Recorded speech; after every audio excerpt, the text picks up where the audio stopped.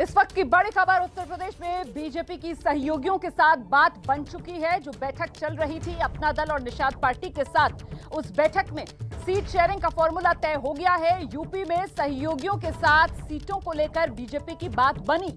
UP में BJP का seat sharing formula सहयोगियों के साथ तय हुआ। आप देख रहे हैं बीजेपी के तमाम कद्दावर नेता और साथ में उत्तर प्रदेश में सहयोगी दलों के नेता, जिसमें संजय निषाद भी नजर आ रहे हैं, अपना दल की अनुप्रिया पटेल भी नजर आ रही हैं। और अब चंद मिनटों का इंतजार है, इसके बाद वो प्रेस कॉन्फ्रेंस जिसमें सीट शेयरिंग का क्या फॉर्मूला तय हुआ है उसका ऐलान किया जाएगा। आप देख रहे हैं प्रेस कॉन्फ्रेंस के लिए इस वक्त बीजेपी अध्यक्ष जेपी नड्डा पहुंच चुके हैं। उनके साथ जो सहयोगी दल के नेता हैं वो भी पहुंचे हैं। अनुप्रिया पटेल को भी आप देख रहे हैं, संजय निषाद भी यहां पर मौजूद हैं और साथ ही धर्मेंद्र प्रधान, स्वतंत्र देव सिंह, ये तमाम नेता हैं जो इस वक्त इस प्रेस कॉन्फ्रेंस के लिए पहुंच चुके हैं। और यहीं पर साझा किया जाएगा बीजेपी की तरफ से कि आखिरकार सहयोगियों के साथ सीट शेयरिंग का क्या फॉर्मूला तय पाया है, कितनी सीट किस पार्टी को दे रही है बीजेपी। आइए जरा जानते हैं। नमस्कार मित्रों, आपको थोड़ा हमारे पार्लियामेंट्री बोर्ड की समय के अंदर हमने थोड़ा अध्यक्ष जी की अनुमति से आपके साथ मिले। मैं मंच का ही परिचय ही करा देता हूं औपचारिक तरीके से। आज हमारी उत्तर प्रदेश की चुनाव की मद्देनजर हमारी एनडीए उत्तर प्रदेश इकाई की बैठक हुई थी, जिसमें माननीय राष्ट्रीय अध्यक्ष जेपी नड्डा जी, केंद्रीय गृह मंत्री, हम सभी के नेता आदरणीय अमित शाह जी, उत्तर प्रदेश की माननीय मुख्यमंत्री योगी आदित्यनाथ जी, दोनों उप मुख्यमंत्री द्वय तथा हमारे लंबे समय से एनडीए की सहयोगी अपना दल की राष्ट्रीय अध्यक्षा केंद्रीय मंत्री आदरणीय अनुप्रिया पटेल जी तथा उनकी पार्टी के अन्य वरिष्ठ नेता तथा हमारी एनडीए की दूसरे प्रमुख सहयोगी, उत्तर प्रदेश में सामाजिक न्याय की आंदोलन की एक छवि डॉक्टर संजय निषाद जी, निषाद राज पार्टी के राष्ट्रीय अध्यक्ष, वो भी और उनकी प्रमुख और कार्यकर्ता उपस्थित रहे। हमारे प्रदेश के अध्यक्ष आदरणीय स्वतंत्र देव जी भी रहे। आज उस संबंधित कुछ औपचारिक घोषणाएं एनडीए की ओर से हमारे तीनों दल की आदरणीय अध्यक्ष महोदयों ने करना है।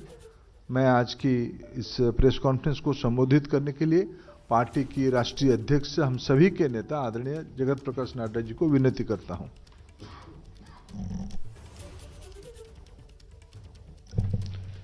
मित्रों, जैसा कि अभी धर्मेंद्र जी ने आपको बताया कि भारतीय जनता पार्टी उत्तर प्रदेश में एनडीए के साथ, अपने पार्टनर्स के साथ चुनाव में उतर रही है और लोकसभा में भी हम सब लोग साथ चुनाव में उतरे थे और यह विधानसभा के 2022 के चुनाव 2022 में हम एक साथ उतर रहे हैं।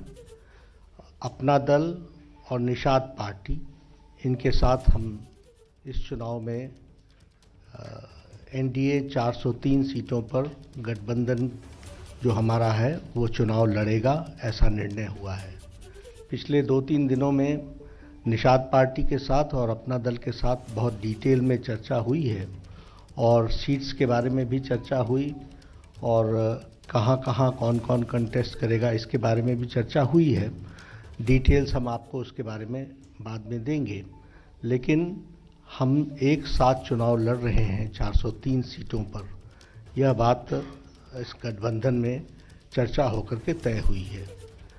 हम सब जानते हैं कि भारतीय जनता पार्टी आदरणीय प्रधानमंत्री श्री मोदी जी के नेतृत्व में देश में एक मंत्र लेकर के चली है, सबका साथ, सबका विकास, सबका विश्वास। और यही सबका साथ, सबका विश्वास और सबका विकास, इस काम को हम लोगों ने अमली जामा उत्तर प्रदेश में भी इसको पहनाया है, इसको किया है। लेटर और स्पिरिट में सबको साथ लेकर के चलने का जो हमारा मंत्र था उसको हम लोगों ने पूरा किया है। और उत्तर प्रदेश में डबल इंजन की सरकार ने विकास के नई छलांग लगाई है और उत्तर प्रदेश को एक मोमेंटम दिया है विकास का, और सभी समाज के वर्गों को साथ लेकर के चलने का जो प्रण था उसको पूरा किया है। जब हम डबल इंजन की सरकार कहते हैं तो उससे स्पष्ट होता है कि केंद्र का आशीर्वाद, सपोर्ट, मोदी जी का सपोर्ट और योगी जी के द्वारा उसको लेटर और स्पिरिट में इम्प्लीमेंटेशन, उसको ज़मीनी स्तर पर इम्प्लीमेंट करने में बहुत बड़ा काम योगी सरकार ने किया है, जिसके कारण हमको धरती पर एक परिवर्तन और एक, जिसे हम कहते हैं कि एक विकास की नई कहानी देखने को मिलती है। यह हम सबके सामने है। अगर हम विकास की बात करें तो आपके सामने ऑप्टिक्स में भी आपको दिखता होगा कनेक्टिविटी के बारे में। फिर चाहे कनेक्टिविटी रोड कनेक्टिविटी हो या मेट्रो की कनेक्टिविटी हो या फिर हमारे स्टेट हाईवेज़ भी हों, एक कनेक्टिविटी में बहुत तीव्र गति से पिछले 5 सालों में मोदी जी के आशीर्वाद से और योगी जी के द्वारा ज़मीन पर वो काम हुआ है। उसी तरीके से अगर हम एजुकेशन की बात करें तो एजुकेशन में भी एक तरीके से एक बहुत बड़ा चेंज आया है और आज एजुकेशन की दृष्टि से उत्तर प्रदेश एक आगे बढ़ता हुआ स्टेट दिखता है। और विशेष करके मेडिकल एजुकेशन में, उसमें हम सबको दिखता है, हेल्थ केयर तो है ही, एजुकेशन, हेल्थ केयर, ये सब विषय तो हैं ही, सोशल इंडिकेटर्स के भी विषय हैं। सभी विषयों में एनडीए की सरकार ने और उत्तर प्रदेश में इस गठबंधन ने बहुत तीव्र गति से काम किया है। उसी तरीके से इन्वेस्टमेंट की बात अगर हम कहें तो आज Uttar Pradesh has become a destination for investment. वहाँ एक बहुत परिवर्तन दिखता है। एक समय में जहाँ लोग अपनी इन्वेस्टमेंट्स को वापस ले रहे थे, वहाँ से पलायन कर रहे थे, आज वहाँ इन्वेस्टमेंट का डेस्टिनेशन बना है। तो यह पॉलिटिकल माहौल जो खड़ा हुआ है उसके कारण हुआ है। और विशेष करके जब हम सबका साथ कहते हैं तो गरीब कल्याण ये हमारा मंत्र रहा और उसको आगे बढ़ाने का काम किया है। फिर उसमें स्कीम्स लाइक उजाला, उज्ज्वला, सौभाग्य, आयुष्मान, ये सारी स्कीम्स उसमें आती हैं। प्रधानमंत्री गरीब कल्याण अन्न योजना, प्रधानमंत्री किसान सम्मान निधि, हमारे लेबरर्स के लिए जो वापस जा रहे थे उनको एम्प्लॉयमेंट अपॉर्चुनिटी देना, उनको एम्पावर करना, ये सारी चीज़ें वहाँ पर हुई हैं।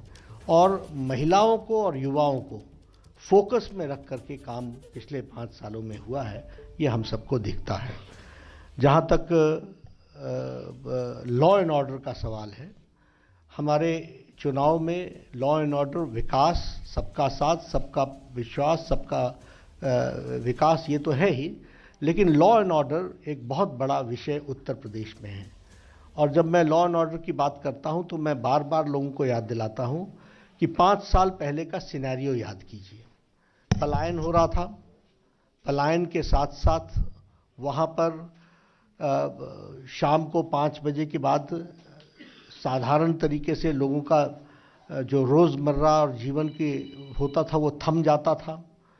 किडनैपिंग्स हो रही थी, हर एक तरीके के वहाँ माफियाज एक्टिव थे और माफियाज और सरकार का नेक्सस था और उनके सपोर्ट से वो काम चल रहा था।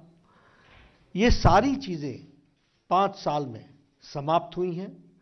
आज रूल ऑफ लॉ है और उसके साथ साथ एक जिसको कहते हैं कि आम आदमी चैन से जी सकता है, काम कर सकता है, आगे बढ़ सकता है, अपॉर्चुनिटीज़ को यूटिलाइज कर सकता है। ये लॉ एंड ऑर्डर की सिचुएशन वहाँ पर डेवलप हुई है, वो भी हम लोगों को देखने को मिला है। और इसीलिए हम लोगों ने इस बात को कहा कि जो कहा था वो किया है, उसको करके दिया है। और जब हम सोच ईमानदार कहते हैं तो काम असरदार है। सोच ईमानदार है, काम असरदार है। इस बात को लेकर के हम आगे चले हैं, उसको हम आगे बढ़ाने का प्रयास कर रहे हैं। तो मैं आपके सामने आज इसलिए आया था क्योंकि हमारे दो दल जिनके साथ सारी डिटेल्स में बातचीत हो करके हम निर्णय पर पहुंचे हैं कि हम इकट्ठे चुनाव लड़ेंगे, तो उसकी बारे में फॉर्मली आज हम घोषणा कर रहे थे। तो मैंने कहा कि मैं भी आप लोगों के साथ मुखातिब होकर के इस बारे में चर्चा करूं। मैं रिक्वेस्ट करूंगा अपना दल की हमारी नेता अनुप्रिया पटेल जी से कि वो अपनी बात को रखें। प्रिंट और इलेक्ट्रॉनिक मीडिया से आए हुए मेरे सभी मित्रों, आप सभी को सादर नमस्कार। मेरी पार्टी अपना दल एक लंबे समय से एनडीए गठबंधन का हिस्सा है और अपना दल और भारतीय जनता पार्टी के गठबंधन की ये जो यात्रा है, पिछले 3 चुनाव से 2017, 2014, 2019 निरंतर एक सकारात्मक दिशा में आगे बढ़ी है।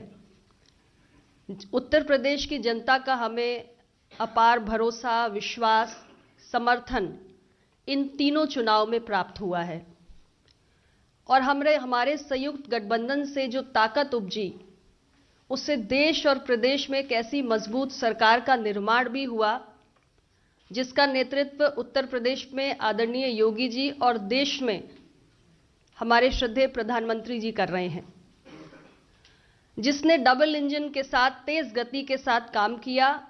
देश का विकास हुआ, प्रदेश का विकास हुआ और जहां एक ओर उत्तर प्रदेश और देश की विकास यात्रा आगे बढ़ी, वहीं दूसरी ओर सामाजिक न्याय की अवधारणा भी और प्रबल हुई। उत्तर प्रदेश के अंदर जो विकास हुआ, उन बातों को बड़े विस्तार पूर्वक आदरणीय नड्डा जी ने रखा है, मैं उन बातों को दोहराऊंगी नहीं, लेकिन सामाजिक न्याय के पक्ष पे कुछ बातों को आप सबके समक्ष रखना मैं बेहद जरूरी समझती हूं। मेरा यह मानना है कि अपना दल और भारतीय जनता पार्टी का ये गठबंधन, और आज हमारे आदरणीय डॉक्टर निषाद जी भी हमारे साथ में है, निषाद पार्टी भी हमारे साथ में है, ये जो हमारा एनडीए का गठबंधन है, ये विकास और सामाजिक न्याय का एक बहुत ही बेहतरीन कॉकटेल साबित हुआ है। उत्तर प्रदेश को दोनों की आवश्यकता है, विकास की भी, सामाजिक न्याय की भी। मेरी पार्टी अपना दल ने अपनी स्थापना के समय से हमारे संस्थापक यशाकाई डॉक्टर सोनेलाल पटेल जी के मार्गदर्शन में सदैव समाज के अंतिम पायदान पे खड़े हुए व्यक्ति के हक, अधिकार, भागीदारी के लिए संघर्ष किया है और माननीय प्रधानमंत्री जी के नेतृत्व में उनके साथ आकर हमने ये महसूस किया कि सामाजिक न्याय की चिंतन धारा को और मजबूत करने का हमें अवसर मिला है।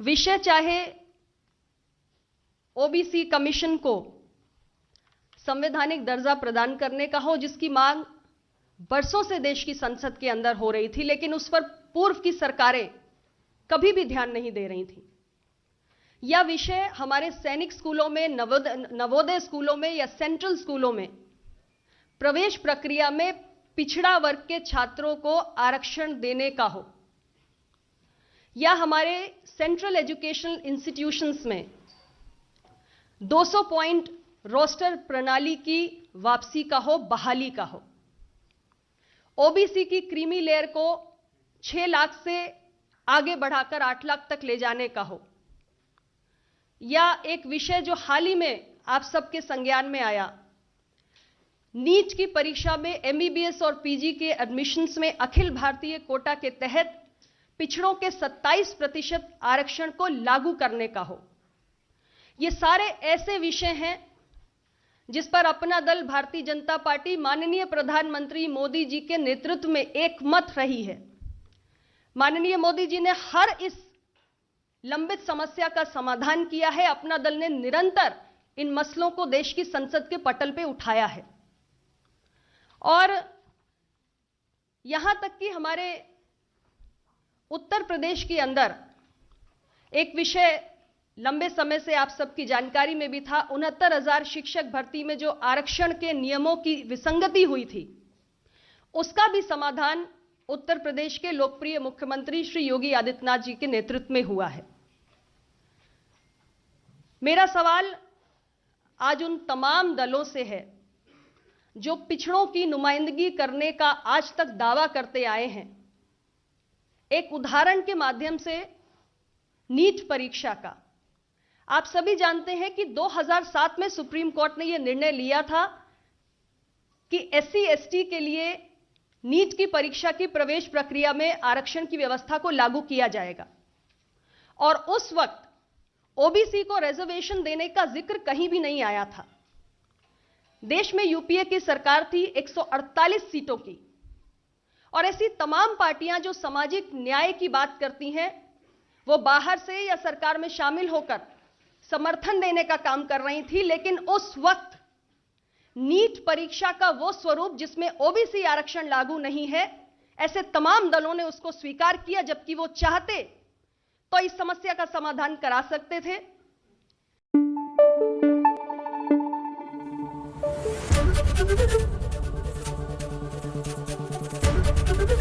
एबीपी न्यूज आपको रखे आगे।